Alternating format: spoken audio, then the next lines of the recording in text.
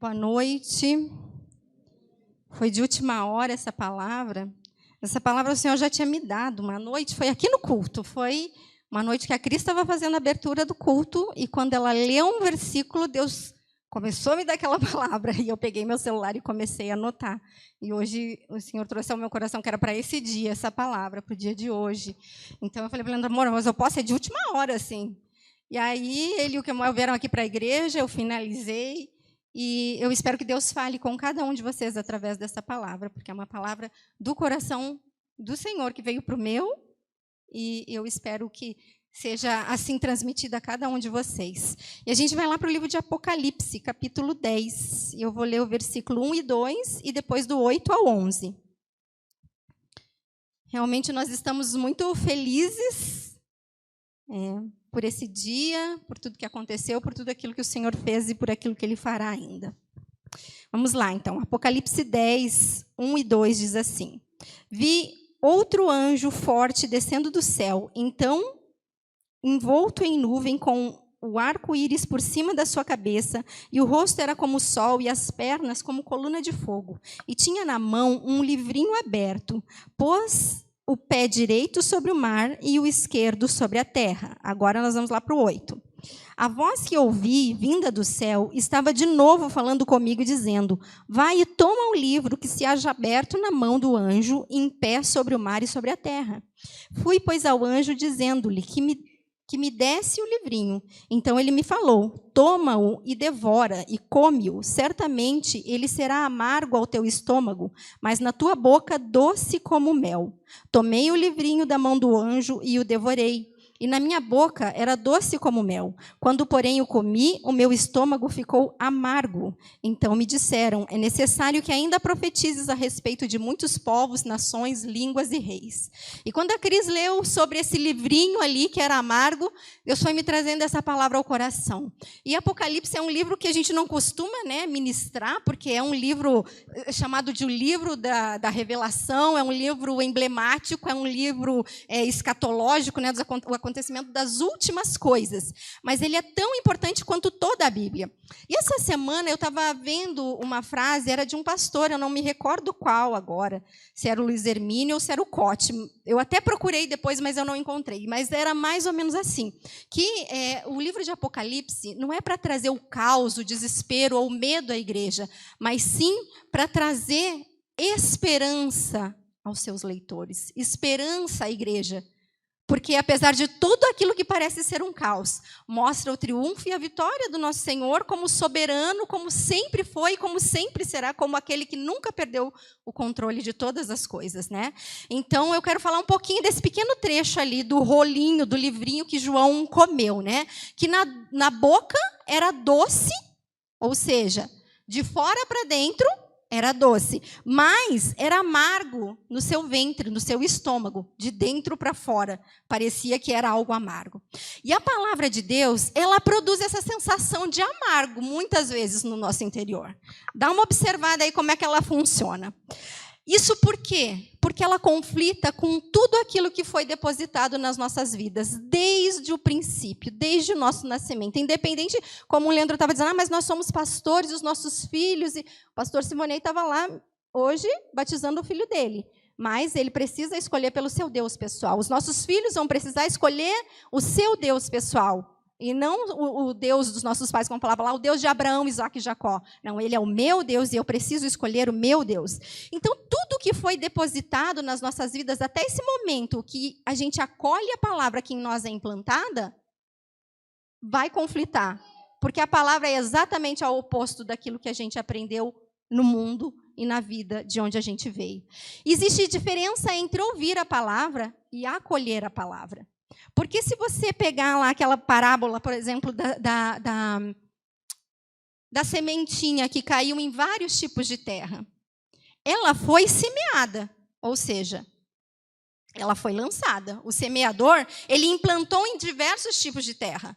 A seca, a que crescia entre os espinhos, a cheia de pedra e a boa. Só uma terra acolheu essa palavra. Mas ela foi implantada. Ou seja, a nossa missão é implantar a palavra. Se alguém vai acolher ou não vai, é a decisão pessoal de cada um.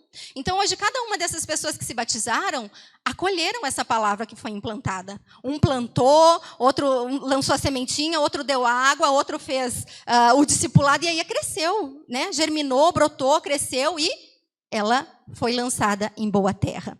Então, essa pessoa acolheu a palavra.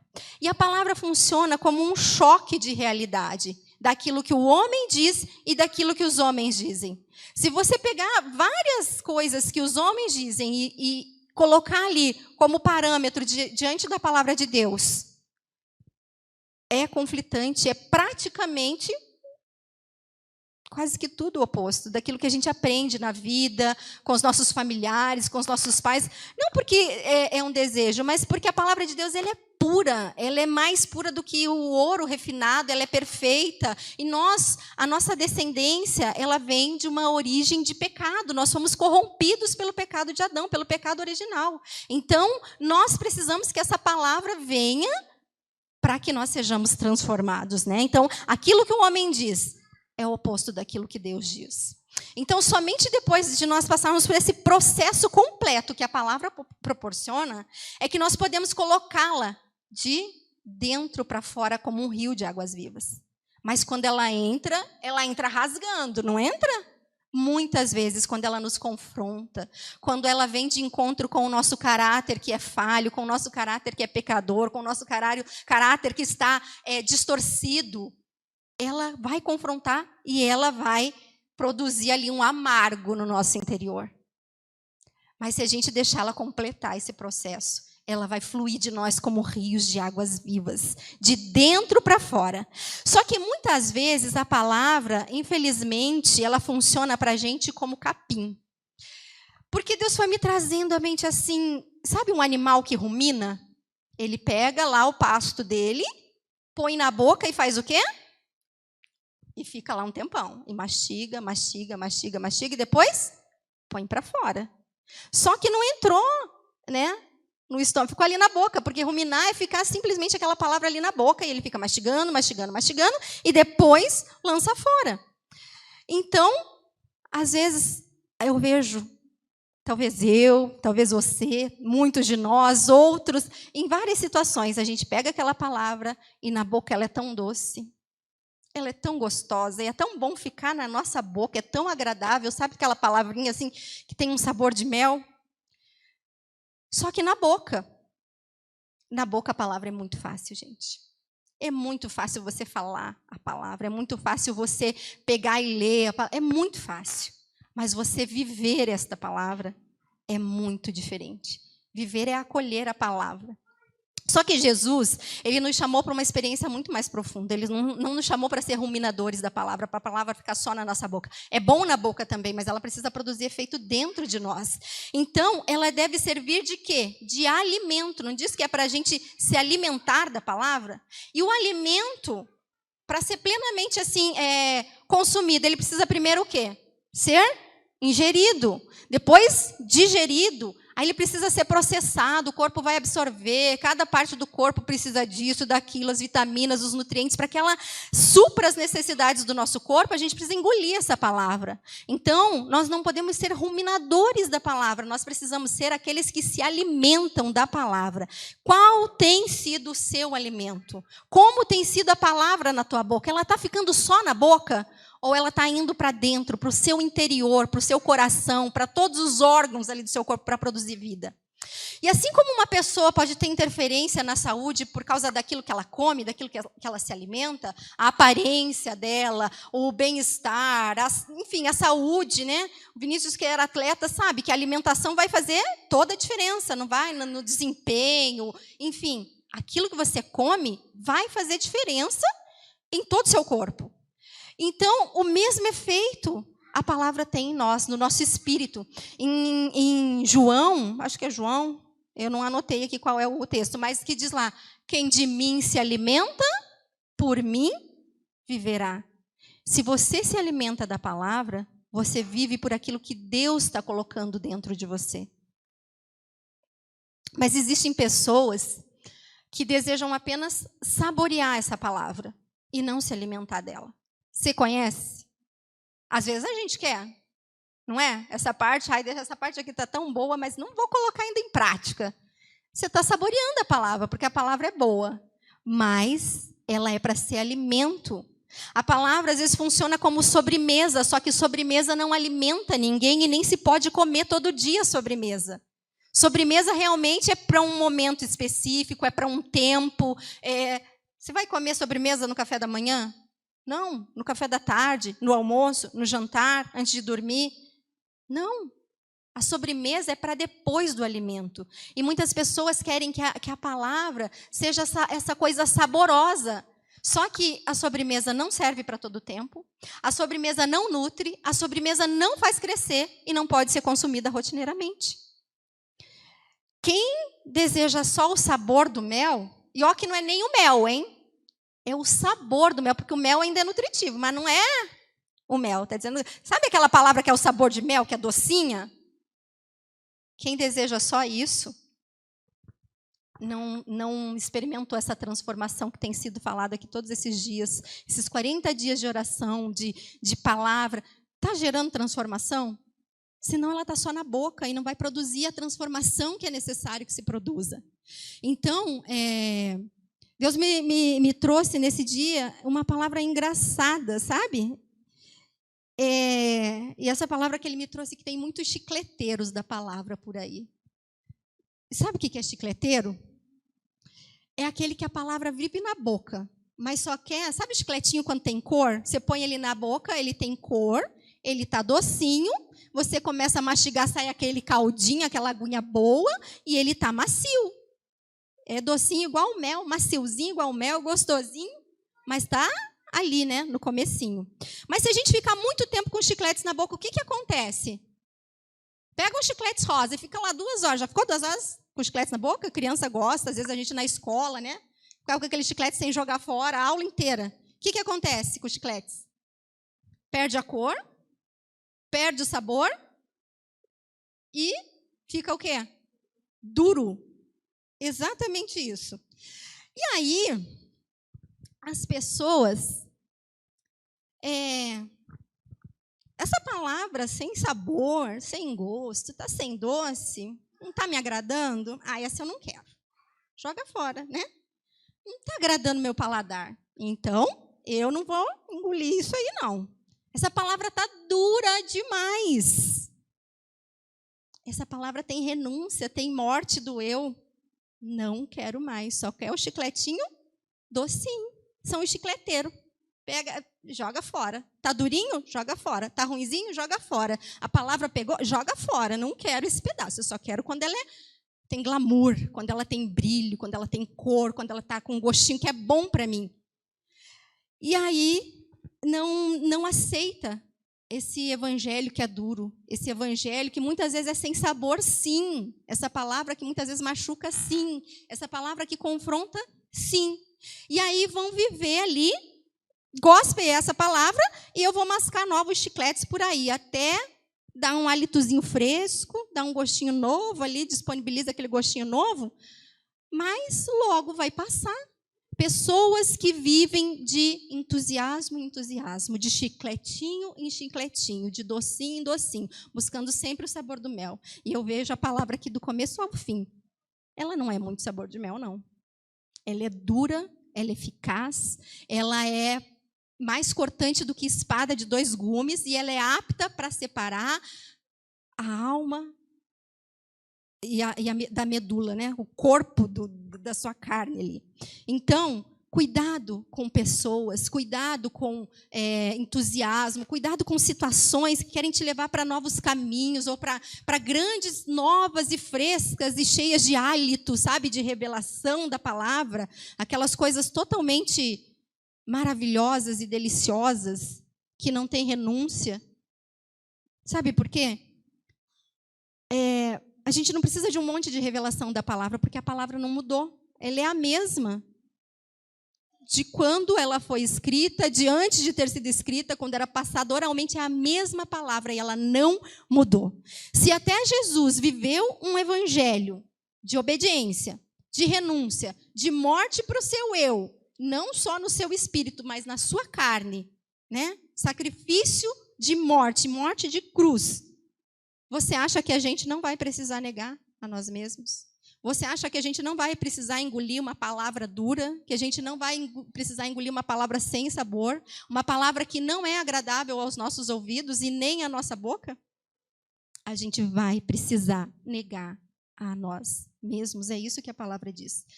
Quem quiser, é só se você quiser. Quem quiser vir após mim, negue-se a si mesmo, tome a sua cruz e então siga-me.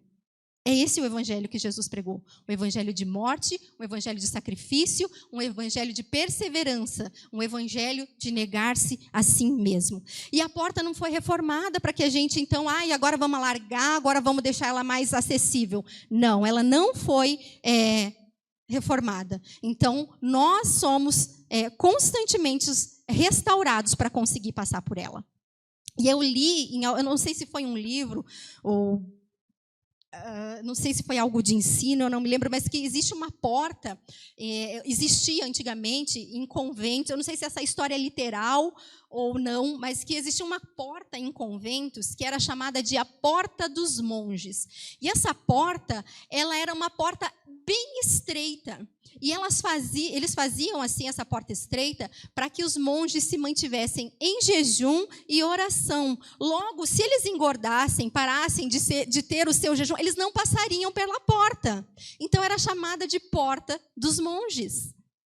E nós precisamos viver esse jejum aí do chicletinho doce, porque não vai ser só doce, sabe? Nós precisamos entender que existe a porta estreita. Jesus declarou que a porta é estreita e aqueles que se esforçam passarão por ela. A palavra de Deus não é colorida, nem açucarada e nem molinha, mas é para os fortes. E esse é o nosso tema do ano, né? Somos um povo forte. Mas por que somos fortes? Quem é que fica forte? Quem se alimenta. E do que você se alimenta? Então, se você se alimentar da palavra, você será esse povo forte.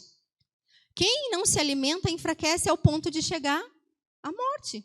Se uma pessoa não se alimenta continuamente, ela pode até ficar com água por um período de tempo, mas depois ela não resiste. Então, nós precisamos nos alimentar. Jesus, a palavra, veio para nos trazer vida e vida em abundância. Então, ser chicleteiro fala da falta de compromisso, sabe? De superficialidade, de artificialidade, de coisas fáceis que a gente consegue muito facilmente.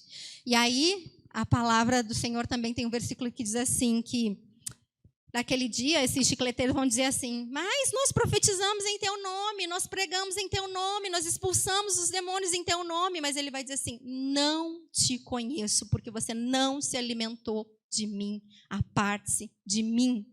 Por quê? Porque a palavra não esteve no seu interior. Então, Deus nos quer como um povo compromissado, não palavra apenas na boca. Jesus quer habitar no nosso interior e não na nossa boca. A palavra tem que estar na nossa boca como resultado daquilo que ela fez dentro de nós, como resultado daquilo que ela produziu no nosso coração. Aí sim ela sai. Agora, ela simplesmente está nas nossas bocas e nós ficarmos falando aí à toa, é como dizer o nome de Deus em vão. Ela não vai ter, ainda que o nome de Deus seja tão poderoso e que às vezes nós estejamos apenas falando, somente por ser a palavra de Deus ela pode produzir o efeito, a semente pode ser lançada, mas não é para isso. Ela precisa estar no nosso interior para ela sair com poder e com autoridade. E esses dias atrás a gente foi jantar numa casa de uma tia do Leandro e a gente sempre ensinou, né? O Azaf é assim, ele não esquece nunca. A gente sempre ensinou a agradecer antes do alimento. Às vezes a gente esquece, mas ele não esquece. E aí ele estava todo entusiasmado, que tinha eu não sei se é a TV, que era bem legal lá na tia Leonilda, ou se era o canal que ela tinha, eu não sei se era assinatura, mas era algo que ele gostou. E aí ele queria assistir uma série, aí ele começou a assistir. E aí era a hora do jantar, tinha uma mesinha na sala, e ele estava assistindo, e a gente um pouquinho mais para cá. E aí ele pediu para desligar. E aí a tia falou assim, não, pode deixar a TV ligada agora, se você quiser aproveitar e comendo e assistindo. E aí ele disse assim, não, ele assim, vocês já oraram? E a gente estava entusiasmado, estava tempo e sem ver, e tínhamos esquecido de orar, né? Aí ele nos lembrou, vocês já oraram? E a gente, não, vamos orar. E aí ela disse, tá, agora a gente já ora, se quiser deixar a TV ligada. E disse assim, não, é porque lá na minha casa, os meus pais me falaram que a gente tem que comer sem distração. Então, aquilo estava implantado no coração dele, não importa o lugar. E é assim que a palavra tem que ser. A gente não cobrou, nem a gente estava lembrando que ele estava ali comendo na frente. Ele disse, não, eu prefiro desligar. Então, tem que estar dentro do nosso coração. A palavra só na boca é o crentez, mas no interior é o cristão. E aí nós saímos exalando essa cristandade, literalmente. Porque a boca fala do que está cheio, o coração. Então, a palavra só na boca, se o teu coração não estiver cheio, não adianta. A palavra de vida vem de quem se alimentou da palavra, que muitas vezes desceu amarga, mas produziu vida, porque ela fez o seu ciclo completo. Ela gerou transformação. E aí essa primeira pergunta, como que estão sendo esses 40 dias de transformação? Está gerando transformação? Produziu algum fruto dentro de você para que possa exalar para fora? Ou está só aqui, na superficialidade do ouvido, na boca, um pouquinho na mente e depois já esqueceu, né? A palavra é viver. Viver a palavra. O suficiente para ser lançada de dentro para fora. Com intensidade, porque você vai falar aquilo que é verdadeiro, aquilo que você viveu, não é aquilo que alguém te contou, eu ouvi falar, eu ouvi dizer, porque aconteceu assim. Não, é aquilo que você viveu. E quando você conta aquilo que você viveu, as suas experiências, como Jesus te marcou, como Jesus te libertou, como Jesus te curou, qual é a história que você viveu naquele momento, como Jesus estendeu a mão para você, como pessoas te ajudaram, como você experimentou milagres, aquilo vai produzir vida na outra pessoa, porque é vida que flui de você, como rios de águas vivas. Então, muitos pregam só com a boca, com esse sabor de mel, mas alguns pregam como quem tem autoridade. E lá em Marcos 1, 21 e 22 diz assim, falando sobre Jesus.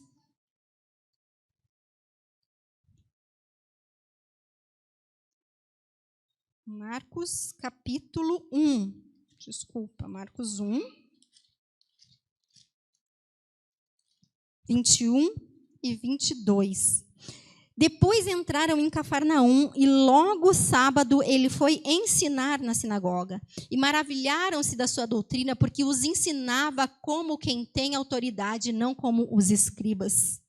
Então, Jesus podia ensinar. Quando você pode ensinar, é porque você tem autoridade sobre aquilo, é porque você viveu aquilo e aquela experiência trouxe vida para você. Jesus tinha toda a autoridade nos céus. Mas aqui na terra, o que tinha acontecido com a autoridade? A autoridade que Deus deu aos homens. Os homens tinham entregado a Satanás novamente por causa do pecado. Tanto que quando Jesus é tentado, Satanás diz a ele assim, todos os reinos da terra eu te darei se prostrado me adorares. Mas não foi Deus que criou tudo? Não é tudo de Jesus, de Deus? O homem tinha entregado a autoridade. Como Jesus não usurpa a autoridade, como Jesus não entra pela janela como ladrão, ele entra pelas portas, ele veio reassumir a autoridade. Por isso ele veio como homem, morreu e ressuscitou. E aí ele reassumiu toda a autoridade, só que ele não reassumiu para ele. Jesus não ficou com medo, eles já pecaram e agora eu vou entregar essa autoridade para eles de novo e eles vão pecar de novo. Não, ele disse, eu confio nos meus filhos. Eu sei que a minha palavra, dentro deles, vai gerar vida. E essa vida vai ser propagada como semente. E essa semente vai germinar e vai ser como areias que não se podem contar. E aí Jesus reassumiu essa autoridade, mas não ficou para ele. Ele entregou de novo essa autoridade para nós. Jesus devolveu essa autoridade para nós. Então, quando ele reassumiu e disse assim, está consumado, ele morreu, mas ele ressuscitou. E lá em Lucas 10, 19 diz assim, eis que vos dei autoridade para pisar de serpentes e escorpiões e sobre todo o poder do inimigo, e nada vos fará dano algum. Porque Jesus reassumiu a autoridade, mas nos devolveu. De tanto que ele nos ama, de tanto que ele confia em nós. Será que mudar de vida, será que assumir esse compromisso, essa aliança de batismo com Jesus e de viver, de se comprometer com este reino, Reino de aliança, de fidelidade, de compromisso, de relacionamento com Ele. Não é pouco por tudo aquilo que Ele fez por nós? Ainda com autoridade para reinar? Ele não te fez de servo, mas Ele te fez como autoridade. Ele nos fez sacerdócio real, nação santa, povo de propriedade exclusiva do Senhor, chamados com um propósito, e o propósito é que essa palavra seja lançada, não só da nossa boca para fora, mas do nosso interior, como rios. E novamente Deus crê, né, no homem. Só que agora ainda de forma mais ampla, porque você viu que Ele deu domínio, não era mais só sobre a terra, Ele acrescentou domínio, Ele deu poder e autoridade para quê? Além de pisar serpente e escorpião? Vamos lá para Mateus 16. Mateus 16, 18 e 19. Também eu te digo que tu és Pedro, e sobre esta pedra edificarei a minha igreja, e as portas do inferno não prevalecerão contra ela. Dar-te-ei as chaves do reino dos céus, e o que ligares na terra terá sido ligado nos céus, e o que desligares na terra terá sido desligado nos céus. Além de nos devolver autoridade, de nos fazer poderosos para pisar serpentes e escorpiões, Ele nos deu um domínio amplo para que a gente edificasse a igreja dele, e para que nós tivéssemos as chaves dos céus. Ele disse: ei, a chave dos céus, dar-te-ei as chaves do céu. O que você ligar, será ligado. O que você desligar, será desligado. Olha o tamanho dessa autoridade, desse poder, desse domínio ampliado que Ele nos deu. Ele não tinha dito isso para Adão, apesar de que Adão tinha todo o acesso a ele, era livre. Mas depois precisou haver uma chave. Quando Ele colocou aquele anjo ali no jardim, algumas coisas foram vetadas ao homem. Mas quando Jesus veio, morreu e ressuscitou, Ele devolveu o domínio, e um domínio ainda ampliado. Mas é para aqueles que querem. É para aqueles que nascem de novo, é para aqueles que aceitam esse compromisso, é para aqueles que creem, são batizados e andam em novidade de vida. Não tem como a gente aceitar Jesus e viver na mesma vida, no passado, nos mesmos hábitos, nas mesmas manias, nas mesmas palavras, nos mesmos costumes. Não tem como. Então, por isso que eu digo que a palavra, você falar ela é muito doce, é muito fácil, é até prazeroso. Todo mundo, né, o Brasil é, na sua grande maioria, um país cristão. Mas será que realmente é um país cristão? A sua vida é realmente de uma pessoa cristã? A minha vida é de uma pessoa cristã? Da minha família? Será que representa o reino de Deus? Então, muitas vezes, viver a palavra é desagradável, porque ela é vida e santificação. Mas o nosso interior estava cheio de morte e de pecado. Então, é a luta da vida contra a morte, que ainda quer guerrear, é a luta da santificação contra o pecado, é a luta da carne contra o espírito, é a luta da verdade contra a mentira, e você precisa lutar. Por isso que fala que a porta é estreita. Então, se a gente engordar, a gente não vai passar pela porta, a gente tem que viver se exercitando mesmo para estar em forma para passar por essa porta que é estreita. Então, quando a palavra entrou doce na boca, mas ela vai ali para dentro, ela começa a confrontar, e isso dói. Só que também se torna leve, porque a gente simplesmente troca a nossa sujeira pela justificação de Jesus. E é de graça, porque Ele já pagou tudo. Quando Ele diz está consumado, Ele pagou todo o preço do pecado. Toda escrita de dívida, toda acusação que era contra nós.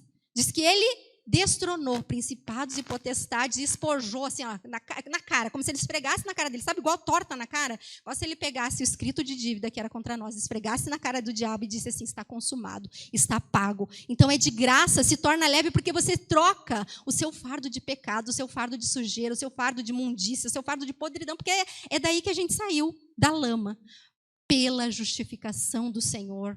O nosso fardo pesado, pelo fardo de Jesus, que é leve. E isso não é do dia para a noite. 2 Coríntios 2, 2 Coríntios 3, lá no versículo 18, diz assim: mas nós com o rosto descoberto, refletindo como um espelho, a gente reflete só um espelho, em aquilo que sai do nosso interior, que a gente acha que é muito poderoso, é só um reflexozinho no espelho. Refletindo como um espelho a glória do Senhor, somos transformados de glória em glória na mesma imagem, como pelo Espírito do Senhor. Então, nós somos transformados de glória em glória. Às vezes as pessoas falam para a gente, trazem uma ideia para a gente de que a gente, para estar na igreja, para viver nessa comunhão, a gente é perfeito, a gente não tem pecado, na nossa família não tem problema. É a maior mentira, porque nós somos dependentes do Senhor. Totalmente dependentes. O pastor Sivoneias falou hoje de manhã, lá no culto de batismo, que é nesse momento, né, que você entende que realmente você precisa depender do Senhor, porque por nós mesmos nós não conseguimos nada. A palavra de Deus diz que nem orar nós sabemos orar como convém. E o Espírito intercede por nós com gemidos inexprimíveis. Você acha que você sabe tomar boa decisão por você? Você sabe fazer boas escolhas? Você sabe? Gente, se você pegar as suas escolhas e colocar numa balança ali, olhar o seu passado, olhar a sua vida, olhar as coisas que você quis, que você planejou, você vai ver quanta besteira você fez, quanta cabeçada você deu, quanta burrada, quanto pecado. Se você pudesse voltar atrás depois de conhecer o Jesus, com certeza a gente passava uma borracha, né? Mas Jesus, ele é tão bom que ele diz assim, eu jogo lá no mar do esquecimento e eu não me lembro mais. A gente que lembra, né? Que às vezes traz à memória isso aí, fica se culpando. E não ajuda em nada, mas é bom para a gente saber que a gente depende de Deus, né? Que somos pó, como diz lá em Salmo. Então, a palavra precisa percorrer toda a sujeira do nosso interior, para daí sair como rios de águas vivas. Cada pedacinho onde a palavra cumpre o seu papel, fica limpo. Cada palavra onde chega, a palavra genuína de Deus, fica purificado, fica sarado, e aí jorra para fora como a verdade que liberta, como diz lá em João 8,32, conhecereis a verdade, e a verdade vos libertará. Quando chega lá no teu rim a palavra, e te cura, e te sara, então você vai ser liberto para trazer a verdade. Quando chega lá no mais profundo das suas entranhas, ela pode sair, você diz assim, eu conheço o Senhor, e o Senhor é a verdade que me libertou, é a vida que brota da minha vida. Então, é um testemunho de Cristo em nós. Cristo em nós, a esperança da glória. Eu queria ler esse texto que está lá em Colossenses 1. Eu deixei aqui anotado já os textos para não ficar muito longo. Mas Colossenses 1, 27 e 29 diz assim, aos quais Deus quis fazer conhecer quais são as riquezas da glória desse mistério entre os gentios, que é Cristo em vós, a esperança da glória, a quem anunciamos, admoestando a todo homem, ensinando a todo homem em toda a sabedoria, para que apresentemos todo homem perfeito em Jesus Cristo. Para isto também trabalho, combatendo segundo a sua eficácia que opera em mim, poderosamente. Não é para isso, não é isso que o Leandro diz, é uma alegria quando você batiza, quando pessoas reconhecem, quando as pessoas dizem assim, eu quero mudar de vida, eu quero me casar para poder batizar, não é? Eu quero deixar isso para que eu possa me batizar, eu quero fazer aquilo para... Sabe, são preceitos de que a palavra foi te limpando, a palavra foi te convencendo, a palavra foi te purificando, você foi colocando em prática para você se alinhar com a porta, para você entrar por ela.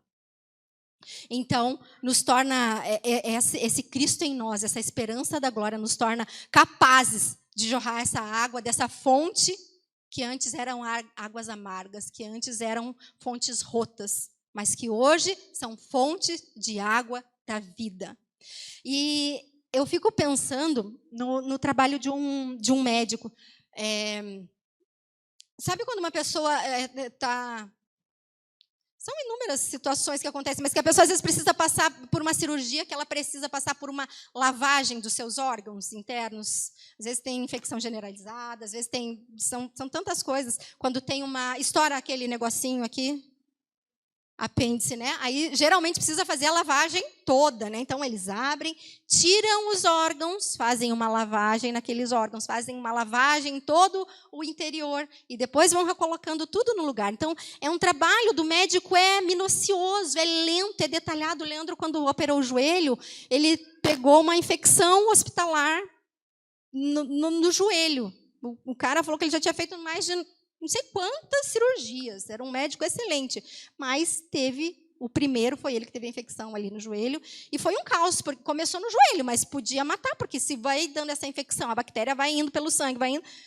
Então, eles precisaram lavar sistematicamente. E é isso que a palavra faz.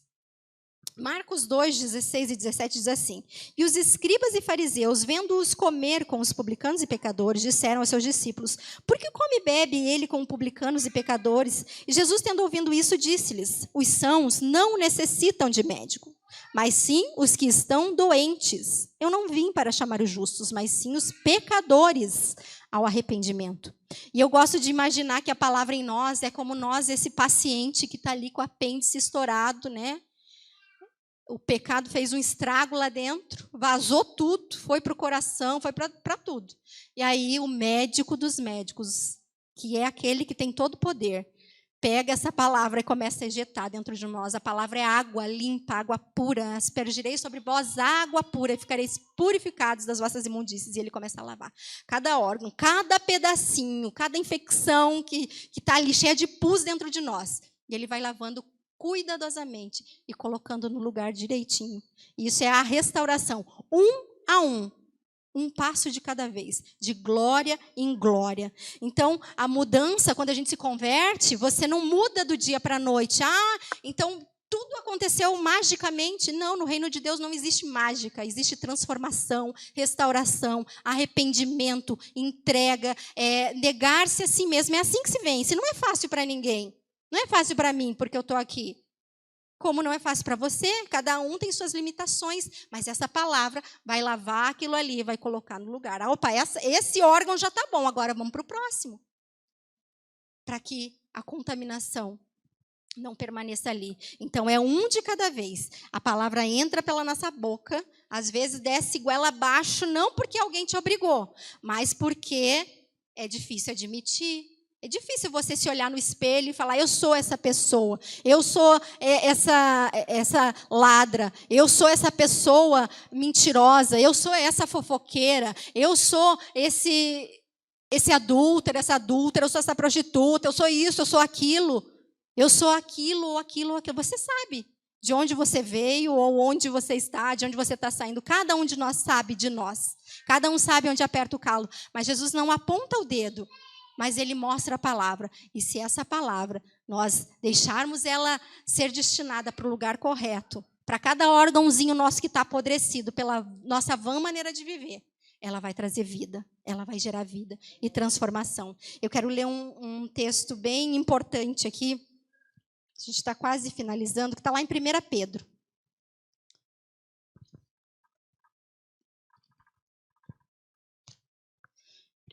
Pedro,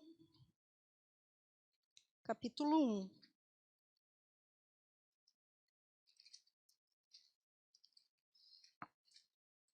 No versículo 13.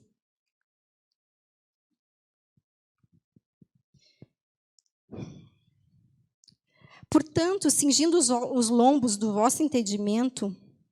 Opa, estou em 2 Pedro aqui.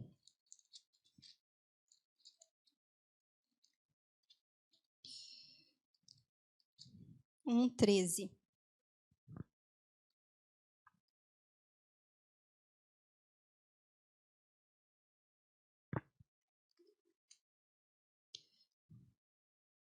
Portanto, cingindo o vosso entendimento, sede sóbrios e esperai na graça que vos está trazida na revelação de Cristo Jesus. E esperai inteiramente na graça que se ofereceu por ele, como filhos obedientes, não vos conformando com as concupiscências que antes haviam na nossa ignorância. Mas como é santo aquele que vos chamou, sede também vós santos em toda a vossa maneira de viver. Um por um, gente, cada órgão de uma vez. Porquanto está escrito: sede santos, porque eu sou santo. E se invocais por Pai aquele que sem acepção de pessoas julga segundo a obra de cada um, andai em temor durante o tempo da vossa peregrinação, sabendo que não foi com coisas corruptíveis, como prata ou ouro, que fostes resgatados da vossa vã maneira de viver, que por tradição recebestes dos vossos pais, mas como precioso sangue de Jesus Cristo, como um cordeiro imaculado e incontaminado, o qual, na verdade, em outro tempo foi conhecido, ainda antes da fundação do mundo, mas manifestado nesses dias, nos últimos tempos, por amor de vós. E por eles E por ele, credes em Deus que o ressuscitou dentre os mortos e lhe deu a glória para que a vossa fé e esperança estivessem em Deus, purificando as vossas almas pelo Espírito na obediência à verdade, pelo amor fraternal não fingido. Amai-vos ardentemente uns aos outros com um coração puro, sendo de novo regenerados, não de semente corruptível, mas da incorruptível, pela palavra de Deus, viva e que permanece para sempre. Porque toda a carne é como a erva, e toda a glória do homem como a flor da erva. Secou-se a erva e caiu a sua flor, mas a palavra do Senhor permanece para sempre. E esta palavra que entre vós foi evangelizada.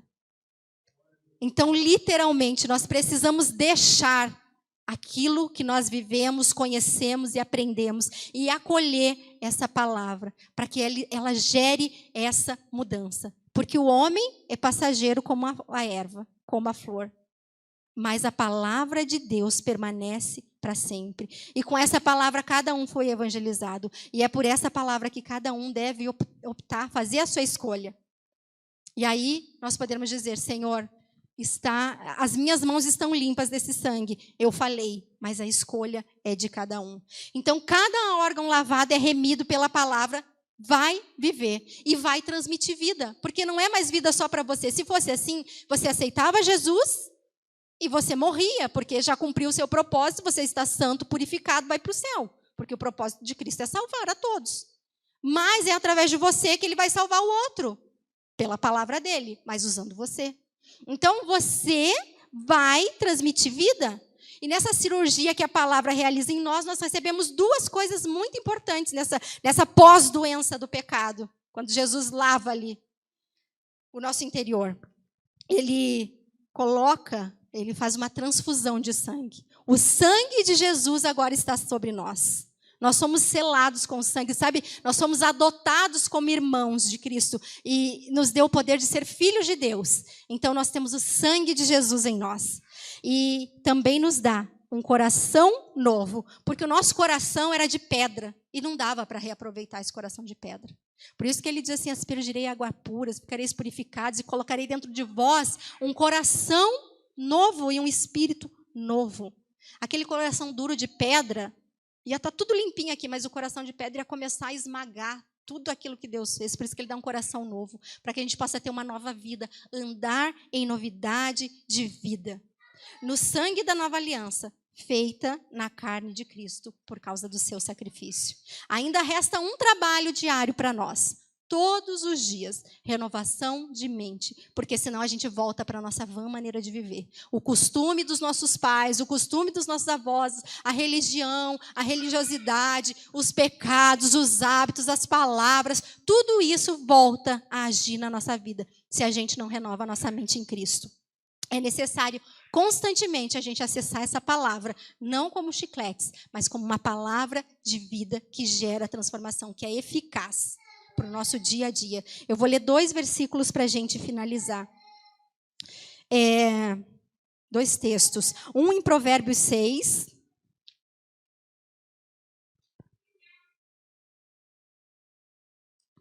Provérbios 6, no versículo 12. Que fala das coisas que a gente precisa mudar, como a gente precisa agir, como a gente precisa fazer e o que a gente não deve fazer, né?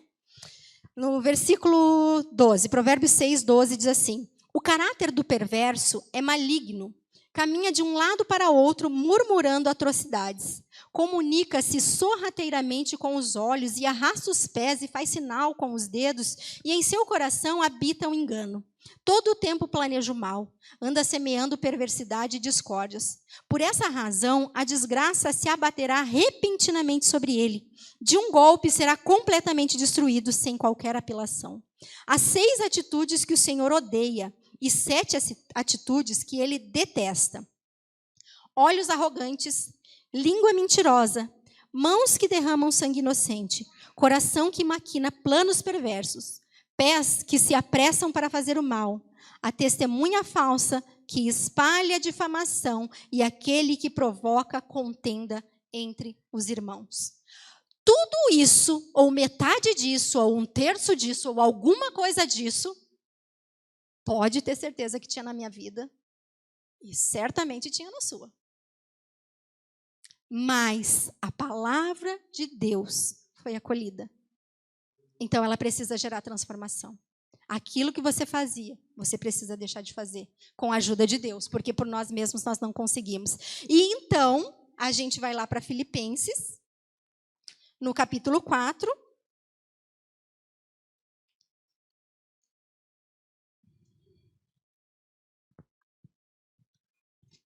Que diz no versículo 6. Não estejam inquietos ou ansiosos por coisa alguma. Antes, as vossas petições sejam em tudo conhecidas diante de Deus pela oração e súplica com ação de graças. E a paz de Deus, que excede todo entendimento, guardará os vossos corações e os vossos pensamentos em Cristo Jesus. Quanto ao mais, irmãos, tudo que é verdadeiro, tudo que é honesto, tudo que é justo, tudo que é puro, tudo que é amável, tudo que é de boa fama. Se alguma virtude há e algum louvor existe, nisso pensai. Para combater todo o mal que habitava em nós, existe novidade de vida. Existem coisas boas, existem coisas novas, existem coisas superiores para ocupar os nossos pensamentos. Então, a reflexão para nós dessa noite. Quem somos nós? Os chicleteiros do sabor de mel ou somos verdadeiros? Nós somos o crentez, sabe que a palavra está na boca, porque falar crentez, todo mundo fala. Misericórdia, Deus me livre, sabe? Todo mundo sabe. Ou nós somos os cristãos. E cristão é pequeno Cristo, é aquele que imita Jesus. Nós comemos o livrinho que é doce na boca, mas amargo no ventre? Ou somos aqueles que só ruminamos a palavra? Quem somos nós? É a reflexão para essa noite. Filipenses, eu acho que não é esse texto não, mas eu anotei aqui o texto errado, mas tem uma palavra que diz assim, se alguém aí souber: estou convencido de que aquele que começou a boa obra em vocês vai completá-la até o dia de Cristo. Jesus começou? Começou, Alisson? Começou, Mara? Arielle? Andriele? Começou, Felipe, a boa obra? Thaís? Não só nos que se batizaram hoje. Começou a boa obra? Se ele começou, a palavra diz que ele é fiel para completá-la. Ele completa se nós nos esforçarmos, se nós permanecermos, se nós ficarmos firmes até o final. Não depende dele, porque ele disse, está consumado. Mas ele enviou o ajudador para nós. Ele está acessível. A palavra está acessível. Quem de mim se alimenta, por mim viverá. Cuide com o que você se alimenta. Escolha o melhor alimento e você será forte. Não depende de mim, não depende do Leandro, não depende da igreja, não depende da mãe, do pai, do irmão. Tudo isso contribui, mas depende de você e do que você se alimenta. Amém? É essa palavra que eu tinha para trazer para vocês nessa noite. E vamos orar. Se coloque em pé. Vamos pedir para que o Senhor, nesse dia de grande alegria, né? Que tantos deram mais um passo nessa caminhada de fé com o Senhor. Que nós possamos perseverar e ser como aqueles monges para passar pela porta estreita. Porque não adianta nada essa palavra estar na nossa boca, mas não produzir efeito para nós chegarmos no céu. Esse é o propósito de Jesus. Ele veio buscar e resgatar uma noiva pura, imaculada, sem mancha, sem ruga e nenhuma coisa indecente. Existe algo indecente em mim, em você? A palavra, ela é boa, justa e fiel para nos purificar, para nos aperfeiçoar até o dia do Senhor. E se tem algo aí em você, que você sabe que você precisa da ajuda dessa palavra, coloca diante do Senhor. E Ele certamente vai te ajudar. Hoje a Manu lá, ela deu um testemunho bonito, dizendo assim, Senhor, tinha uma coisa que eu fazia, que era, ela tinha uma paixão por dança, por coisas, e ela queria assim, que toda essa paixão fosse revertido por amor ao reino de Deus. Então peça que aquilo que é o mais forte em você, que milita contra a sua carne, tão duramente, seja transformado num amor sobrenatural pelo reino de Deus. E Deus é fiel, é justo e é poderoso para fazer, mas depende de você, depende do que você come, depende do seu posicionamento, depende da sua vontade. A palavra foi lançada. Agora, acolher é com cada um de nós. Amém? Pai, muito obrigada pela Tua palavra que é tão poderosa, pela Tua palavra que é água viva, pela Tua palavra que é alimento, pela Tua palavra que nos purifica, pela Tua palavra que foi lançada nos nossos corações como boa semente, Pai, porque a Tua palavra é perfeita, mas que ela encontre, Senhor, dentro do nosso coração a boa terra, que nós possamos acolher cada palavra que o Senhor tem lançado nos nossos corações, que o nosso coração, Senhor, não seja um coração de pedra, mas seja um coração renovado, um coração novo que o Senhor mesmo implantou dentro de nós através do Teu Espírito. Nos ajuda, Deus, a vencer as nossas limitações. Nos ajuda, Senhor, a ser aqueles que vão passar pela porta estreita, Deus, em nome de Jesus. Aqueles que têm compromisso com a Tua palavra, compromisso com o Teu reino. Aqueles que abandonam, Senhor, a vã maneira de viver, as tradições, os costumes, Deus, a religiosidade, o nosso achismo, o nosso eu, tudo aquilo que vem de nós, tudo aquilo que é natural e que não aproveita para a nossa salvação e nem para o Teu reino, Pai.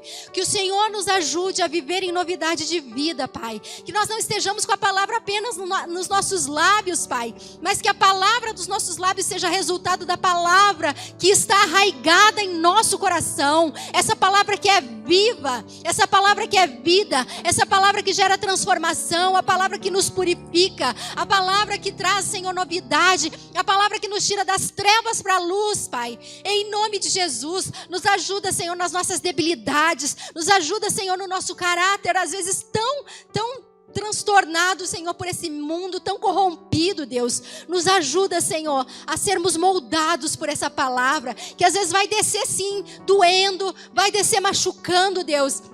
Mas quando ela fizer a lavagem no nosso interior, Pai, ela vai brotar como rios de águas vivas, Pai. Que saiam, Deus, deste lugar pregadores, ministros, pessoas, Senhor, investidas de poder e de autoridade, que falam como quem tem poder e autoridade, cheias do Teu Espírito, que tem compromisso com a Tua palavra, não só aqui, Deus, no altar, só aqui na igreja, Pai, mas em cada momento, no seu dia a dia, nos seus pensamentos, nas suas atitudes, nas suas palavras, na sua convivência, no seu trabalho, nas vestimentas, em tudo, Senhor. Que essa palavra venha nos santificar, Pai, e nos faça aptos para herdar o Teu reino, Pai, em nome de Jesus. Amém.